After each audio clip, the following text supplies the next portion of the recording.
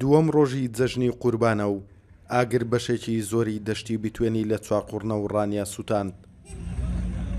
تیمەکانی بەرگری شارستانی ڕاپەڕین لەگەڵ ئەو خاوەن زەویانەی ئاگرەکەیان لێ نزیکە سەرقاڵی کوژانەوەی ئاگرەکەن.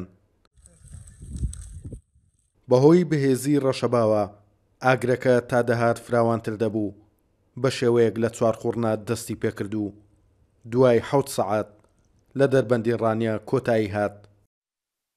والله ئەوەندی مەجال هەبوومە بیری ئاوەکەمان پێکرد و دەود ئاگرەکەمان وژانەوە تا بەرگری شارستانی هاتووانیش هیمەتی چاچیان کرد، بەڵام ئاگرەکە دەوەی دا نەبوژێتەوە. بەس ئەو سەعات گەرمەکانی ینی خەتابارن. زۆرم تەبلیغ کاکە ئەو قەسەڵەی دابەر ئاگری دەگری خەڵک بێداچی گوێ نادەنە خەڵکی قەسەڵەکە ساڵ پارەی ناکە لە بەرەوەی پارەی ناکە هەموو خەڵکە بەجێشتووە. وتەبێژی بەرگری شارستانی ڕاپەڕین دەڵێت بەهۆی ڕەشەباوە نەتواندرا بە ئاسانی ئاگرەکە کۆنتڕۆڵ بکرێت.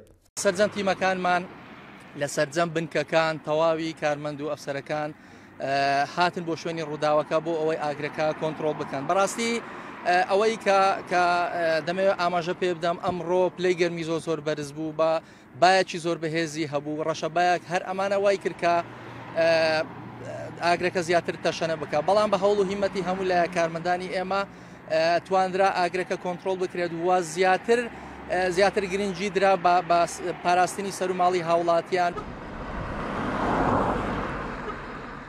بەهۆی ڕووداوی ئاگرەکەی دەشتی بیتوێن کارمەندێکی بەرگری شارستانی ڕاپەڕین و هاوڵاتیەک بریندار بوون. نزیکەی 900 دۆنم پوش و پاوان سوتاوە و تا ئێستاش هۆکاری کەوتنەوەی ئاگرەکە دیار نییە. توانە عومەر کورساد نیوز دەشتی بیتوێن.